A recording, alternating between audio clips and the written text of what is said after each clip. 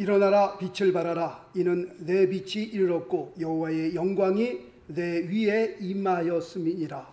보라, 어두움이 땅을 덮을 것이며 캄캄함이 만민을 가리우려니와 오직 여호와께서 내 위에 임하실 것이며 그 영광이 내 위에 나타나리니 열방은 내 빛으로 열왕은 비치는 내 영광으로 나아오리라.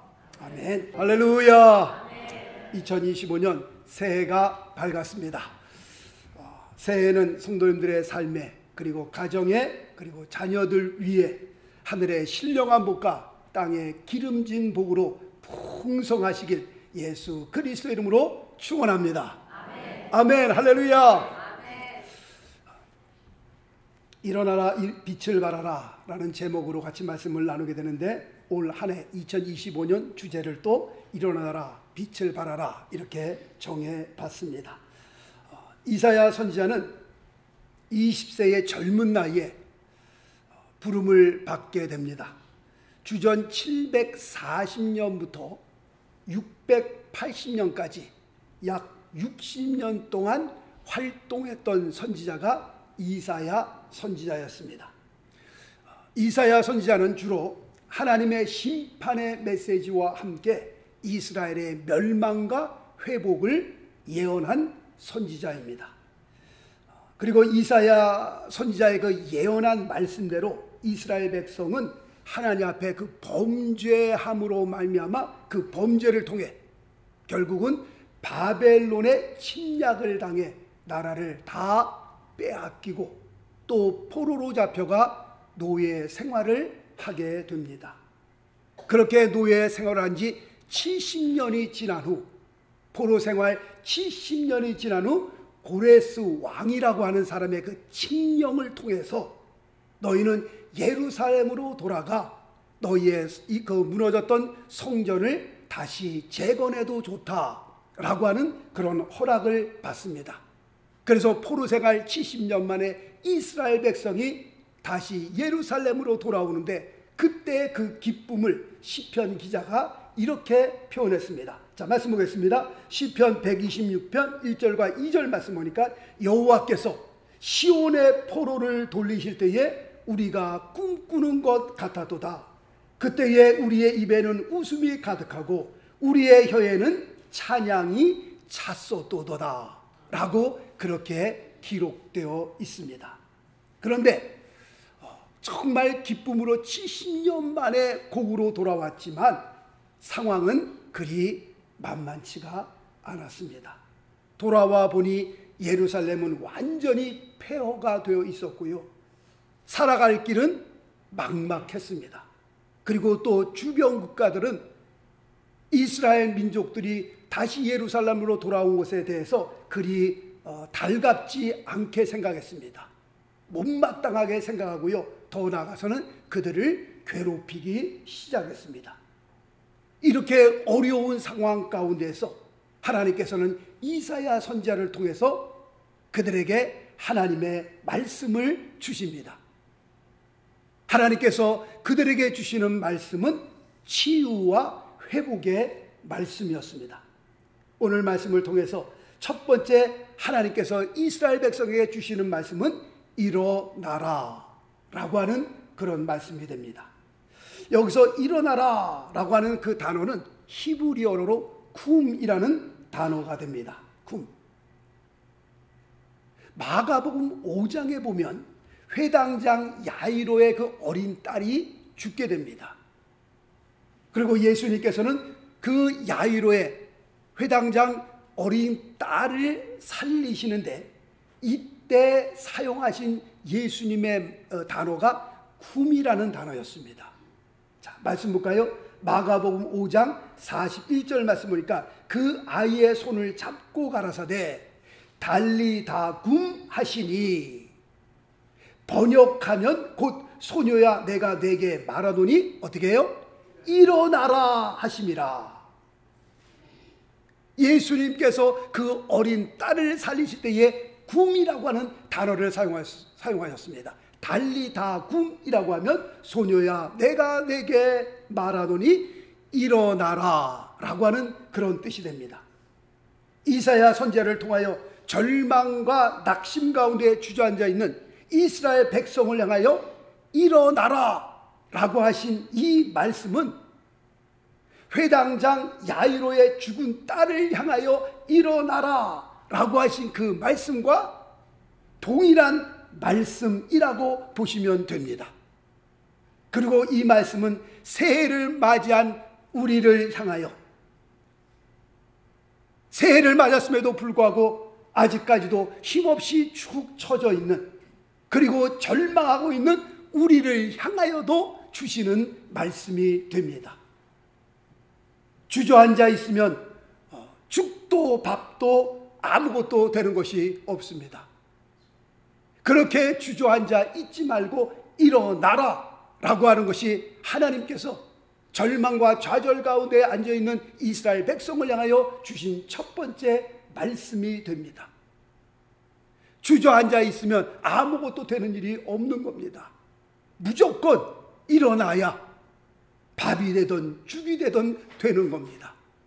무조건 일어나야 무슨 일이 터지더라도 터지는 겁니다.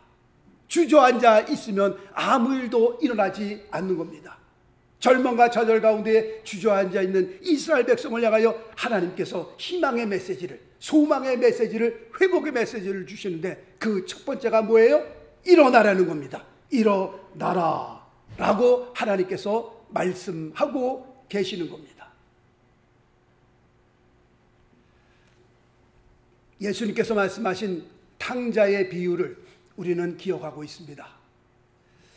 아버지께로부터 자기의 돌아올 분깃을 달라고 하여 그 분깃을 가지고 타국으로 가서 결과적으로는 완전히 거지가 된 사람의 이야기가 누가복음에 기록되어 있습니다. 탕자가 아버지 집을 떠날 때에는 절대로 자기가 망하리라고는 상상도 못했습니다. 자기가 길거리를 다니며 돼지가 먹는 쥐염 열매를 먹는 그런 사람이 되리라고는 전혀 상상하지도 못했습니다. 그러나 아버지를 떠난 그 탕자의 마지막 결론은 완전히 망하고 또 망했습니다. 이런 상황 가운데에 탕자의 삶을 완전히 바꿔놓은 결정적인 행동이 있었습니다. 좀 길기 때문에 제가 기록하지 못했는데요. 제가 누가복음 15장을 좀 읽어드리겠습니다. 누가복음 15장 17절, 18절, 19절 말씀을 제가 읽어드립니다. 잘 들으시기 바랍니다. 이 탕자가 이렇게 고백을 합니다. 이에 스스로 돌이켜 가로되 내 아버지에게는 양식이 풍족한 품꾼이 얼마나 많은고 나는 여기서 추리어 죽는구나. 내가 일어나 아버지께 가서 이르기를 아버지여 내가 하늘과 아버지께 죄를 얻었사오니 지금부터는 아버지의 아들이라 일컬음을 감당치 못하겠나이다. 나를 품꾼의 하나로 보소서 하리라. 지금 17절, 18절, 19절 말씀을 보면서 지금 이 탕자는 지금 후회하고 있는 겁니다. 내가 왜 아버지의 집을 떠났을까? 아버지의 집은 그렇게 풍성하고 잘 먹고 잘 사는데 편안한데 내가 왜 아버지의 집을 떠나 돼지가 먹는 이 쥐염 열매도 못 먹는 이런 신사가 되었나? 지금 17절, 18절, 19절 말씀을 통해서 자기에 대한 후회요, 자기에 대한 반성입니다. 그렇지만 이런 후회와 반성만 가지고는 절대로 삶이 변화될 수 없는 겁니다. 지금 탕자의 삶을 완전히 변화시킬 수 있는 결정적인 것이 있었는데 그것은 바로 이것이었습니다. 자, 말씀 볼까요? 누가복음 15장 20절 말씀 보니까 이에 후회만 하지 않고 반성만 하지 않고 누가복음 15장 20절 말씀 보니까 이에 어떻게 해요? 일어나서 어떻게 해요? 아버지께로 돌아가니라.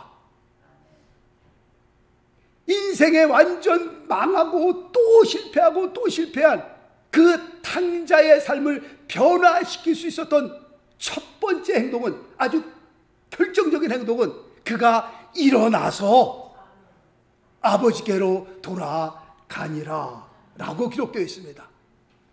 일어나서 아버지께로 돌아가니까 어떻게 해요? 역사가 일어나잖아요.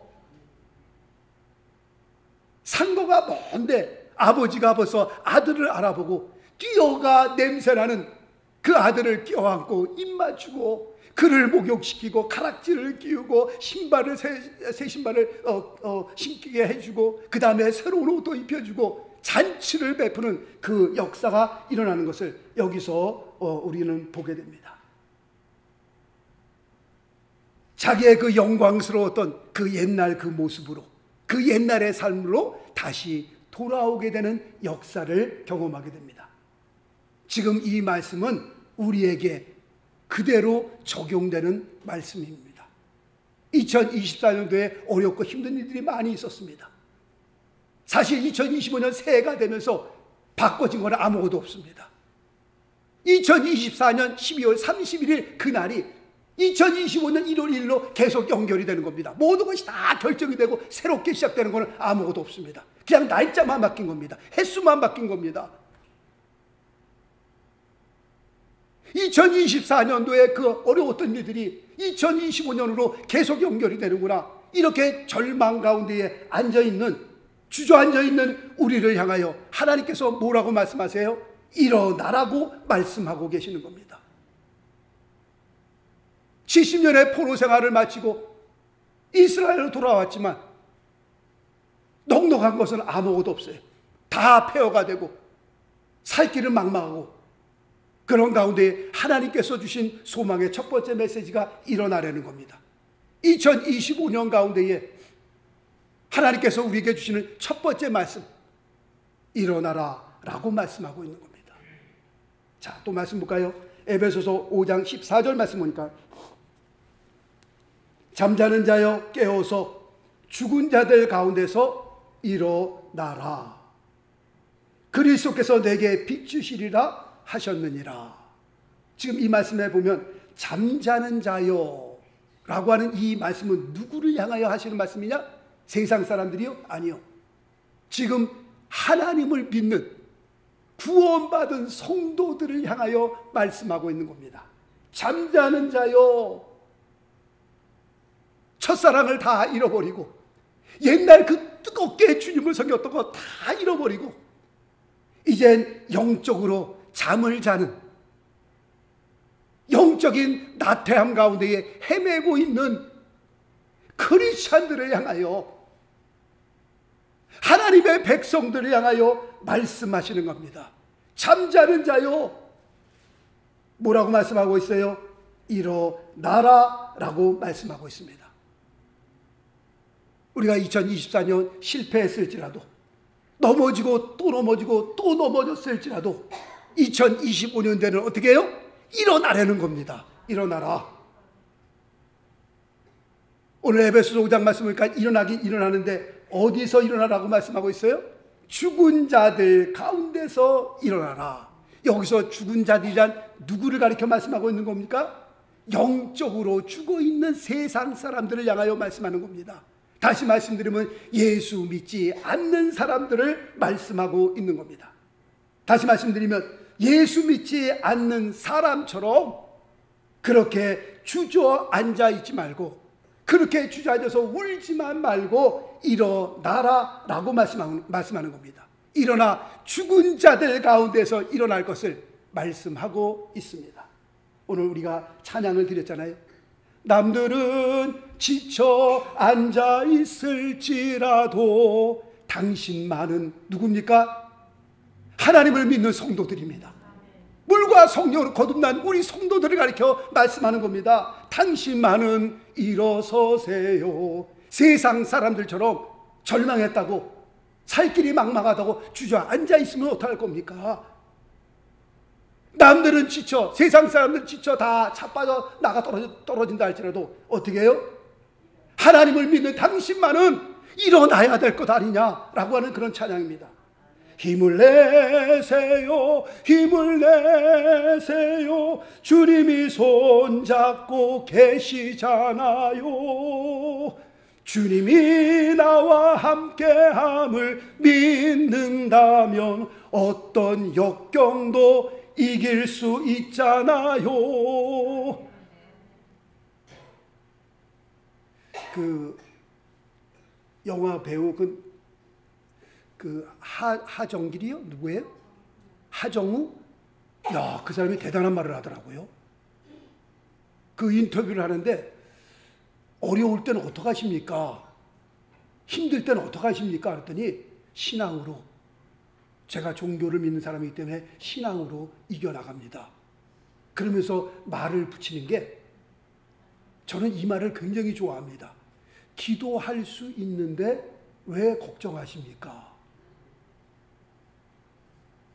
그러니까 같이 인터뷰하는 사회자가 깜짝 놀라더라고요. 와, 기도할 수 있는데 왜 우리의 삶 가운데 어려운 일이 왜 없겠어요? 힘든 일이 왜 없겠어요? 근데 그분이 그런 말씀하시더라고요. 기도할 수 있는데 왜 걱정하고 왜 염려하십니까? 그 기도할 수 있다는 게 자기의 큰 무기예요. 보니까 일이 터졌어요? 어려운 일이 있어요? 내가 교회를 찾아가야지, 내가 하나님 앞에 기도해야지, 기도하면 되는데. 저도 그 인터뷰를 보고 정말 놀랐습니다. 야, 오늘 말씀처럼 주님이 나와 함께함을 믿는다면 어떤 역경도 이길 수 있잖아요. 예수 믿지 않는 사람들은 다 나가 지쳐 자빠진다 할지라도 예수 믿는 사람들은 어떻게 해요? 일어나려는 겁니다. 일어나야 된다라고 말씀하고 있습니다. 좌절과 절망 가운데 있는 이스라엘 백성을 향하여 하나님께서 첫 번째 주신 소망의 메시지는 일어나라는 겁니다. 일어나라. 일어나야 뭐가 되든지 되지. 그렇게 앉아있으면 죽도 밥도 아무것도 안 되는데, 이스라엘 백성을 향하여 하나님께서 일어나라 라고 말씀하고 계십니다. 그리고 이사야 선지자를 통해서 주시는 두 번째 메시지는 빛을 발하라 라고 말씀하고 있습니다. 우리가 왜 일어나야 되는 겁니까? 빛을 발하기 위해서입니다.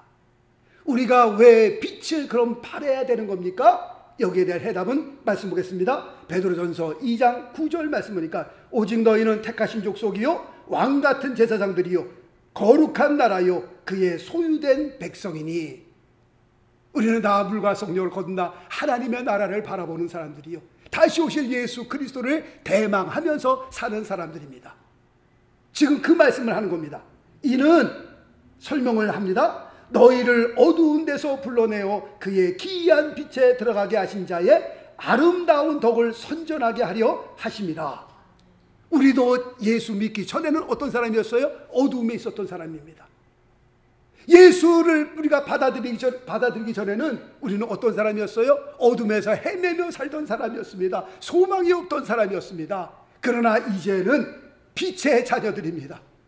하나님께서 우리를 구원하여 주시고 이 세상만 바라보고 살던 우리가 이제는 눈을 들어 위를 바라보며 다시 오실 예수 그리스도를 소망하며 가야 할 하나님의 나라를 소망하며 사는 사람들이 되었습니다.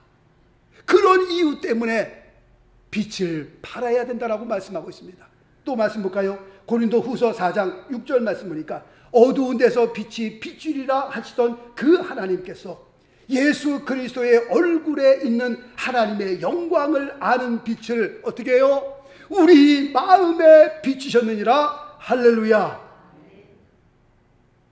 하나님께서 우리에게 은혜를 베풀어 주시고 빛을 주시고, 예수 그리스도를 모를 때는 정말 돈이 세상에서 최고인 줄 알고요, 돈만 바라보며 살았던 사람이고요, 세상에서 권력과 명예와 막 자랑하는 것만, 그런 것만을 위해 살았는데 이 안에 빛이 들어오니까 죄가 뭔지 깨닫게 되고요, 우리 인간의 연약함을 깨닫게 되고요, 우리가 주님을 믿지 않고는 살아갈 수 없는 그런 존재가 된 겁니다. 우리가 살고 있는 이 세상이 어떤 세상입니까? 이사야서 60장 2절 말씀 보니까 어두움이 땅을 덮고 있는 세상이라고 말씀하고 있고요, 캄캄함이 만민을 가리우는 세상이라고 말씀하고 있습니다. 이 세상 사람들 죄를 지어도 죄가 죄인지를 알지 못하고요, 좌우를 분별치 못하는 이 세상 사람들을 바라보며 땅만 바라보며 사는 이 세상, 우리가 사는 이 세상은요 갈수록 점점 더 어두워질 것입니다. 갈수록 점점 더 살벌해질 것입니다. 말씀을 드리잖아요. 목사님, 우리가 사는 이 세상, 좋은 세상을 우리가 기대할 수 있습니까? 기대할 수 없습니다. 더 좋은 세상 오지 않습니다. 사실 우리가 살고 있는 이 세상 더 나빠지지만 않으면 다행입니다. 정말 더 나빠지지만 않으면 그건 굉장한 겁니다. 그러나 이 세상이 그렇지 않습니다. 점점 갈수록 점점 어두워지고요, 점점 더 살벌해지고요. 정말 이 세상이 어떻게 되려고, 예수 믿지 않는 사람도 말세라고 그러잖아요. 예수님께서 2000년 전에 이 땅에 오셔서 회개하라, 천국에 가까웠느니라. 모래시계로 제가 말씀을 드리잖아요. 모래시계 보면 위에 빵이 있는 그 모래가 밑에 빵으로 떨어지기 시작한 그때가 바로 예수님께서 선포하신 그때입니다. 회개하라, 천국에 가까웠느니라. 그때부터 말세는 시작된 겁니다. 21세기에 서 있는 지금 이 시대, 어떤 시대예요? 위에 빵에 있는 모래가 이제 다 밑으로 내려가서 이제 얼마 안 남았어요. 이제 얼마 안 남은 그 모래가 서로 밑에 빵으로 다 떨어지면 주님 다시 오시는 겁니다. 정말 우리가요, 말세 끝에 끝자락에 지금 우리가 살고 있습니다. 그래서 어떤 목사님은 뭐 믿진 않지만은 그런 말을 하잖아요. 우리가 살아있을 때 예수님께서 올지도 모른다, 그런 말을 하잖아요. 그 말을 뭐 믿지도 않지만 그 말을 의심하지도 않습니다. 왜냐하면 우리가 말세의 끝자락에 지금 살고 있기 때문에 그렇습니다. 하나님의 나팔 소리 천지진동할 때에 주님 언제 오실지 모르는 겁니다. 하늘이 파라면 혹시 주님 오실래나?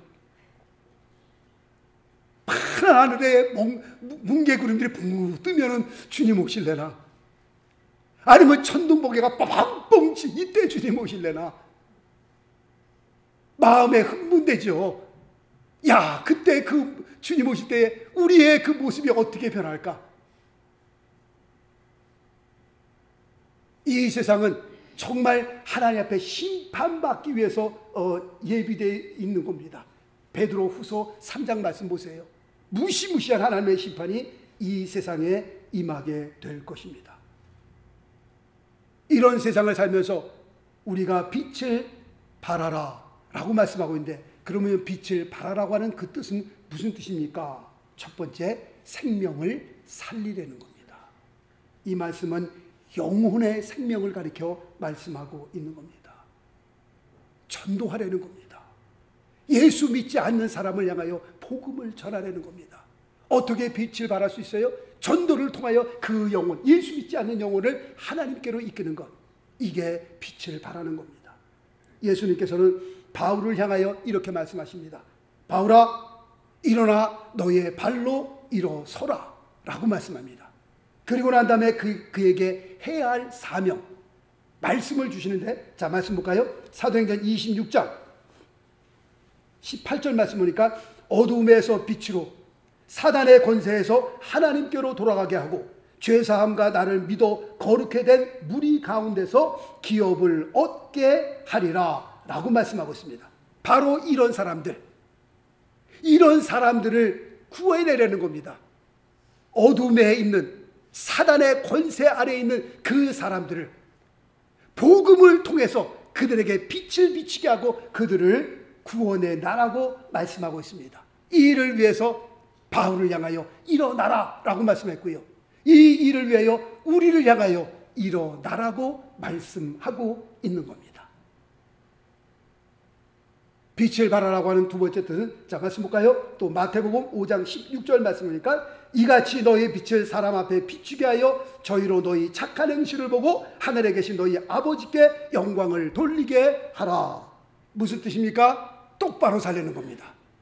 구원받은 하나님의 백성이면 이 세상에서 정직하게 살려는 겁니다. 남 사기치고 그냥 도둑질이나 하면서 살지 말고, 구원받은 하나님의 백성이면 하나님의 백성답게 살려는 겁니다. 우리가 10년 예수를 믿었으면 20년, 30년, 40년, 50년, 아니 평생을 예수 믿었으면 이제는 뭔가 우리의 몸을, 우리의 삶을 통해서 그리스도의 빛이, 향기가 좀 나타나야 되지 않겠어요? 10년 전이라 20년 전이라 30년 전이라 항상 보면 꼭 사기꾼 같이 보이고 꼭 도둑놈처럼 보이고 얼굴에 뭐 은혜롭게 변하는 게 없어요. 어떻게 이렇게 변하는 게 없어요. 30년이나 50년이나 꼭 그 인생이 그대로면 어떻게 돼요? 제가 말씀드렸잖아요. 그 은행을 갔는데 디파짓하러 갔는데 보더니 목사님이세요? 그래서 어떻게 아십니까? 내가 목사를 예 보니까 목사님 같아요. 돌아 나오면서 제가 속으로 제가 그랬다 그러잖아요. 야 그래도 목사님이라고 다 야 보니까 꼭 사기꾼 혹시 도둑놈 아니세요? 사기꾼 아니세요? 그랬으면 어떡할 뻔했어요. 20살에 신학교 가갖고 지금 몇십 년을 지금 주회를 하고 있는데 그래도 몇십 년 났으면 목사에 좀 뭐가 좀 그런 게 나와야 될 거 아니겠어요? 예수 믿으세요 라고 말하지 않아도 이렇게 보면 꼭 예수 믿는 사람 같다. 꼭 목사 같은데. 그러니까 그 은행의 텔러 그 여자도 참 당돌한 여자예요. 그러면서 목사님이세요? 그래서 나오면서 야 참 다행이다. 나를 도둑놈이라고 봤으면 어떡할 뻔했나. 뭔가 우리가 예수를 믿으면요, 그 예수를 믿는 거에 대한 그게 뭐 풍겨 좀 냄새가 나야 될 거 아닙니까? 자, 또 말씀 볼까요? 빌립보서 1장 27절 말씀을 보니까 오직 너희는 그리스도 복음에 합당하게 생활하라 라고 말씀하고 있습니다. 늘 말씀을 드린 것처럼 앞으로 우리가 10년을 더 살지 20년을 더 살지 30년을 더 살지 기껏 해봤자 100살이에요. 그 대통령 누군가요? 지미 카터. 딱 100년 사시고 하셨더라고 보니까요. 딱 100년. 2024년 딱 100년 사시고 하셨는데 정말 우리의 인생이요 아무리 길어도 100년입니다. 사실 90 넘기가 힘들죠. 90 넘으시는 분은요 정말 대단한 거죠. 90만 넘으셔도요. 우리가 다 이제 가야 할 인생인데 오늘 성경은 말씀합니다. 오직 너희는 그리스도 복음에 합당하게 생활하라. 2025년 새해가 밝았습니다. 새해에 주님께서 우리에게 이렇게 말씀하십니다. 첫 번째, 일어나라라고 말씀합니다. 힘들고 어렵지만 절망과 좌절 가운데 있지만 그럼에도 불구하고 일어나라는 겁니다. 그리고 빛을 발하라 라고 말씀하고 있습니다. 왜 그렇습니까? 이는 여호와의 빛이 내게 임하였기 때문에 그렇습니다. 나 같은 죄인을 구원하여 주시고 하나님께서 내게 하나님의 나라를 주시고 하나님께서 나를 구원하여 주신 그 은혜, 무엇으로 우리가 다 그거를 감당하겠습니까? 하나님께서 내게 주신 그 귀한 은혜, 빛이 임하였기 때문에 그렇고요. 하나님의 영광이 나에게 임하였기 때문에 그렇습니다. 그러므로 올 한 해 2025년도 일어나 빛을 발하는 가운데에 우리가 예배자의 삶으로 그리고 내게 주신 사명자의 삶으로 우리 모두가 2025년도를 그렇게 승리할 수 있게 되시길 예수 그리스도 이름으로 축원합니다. 기도하겠습니다.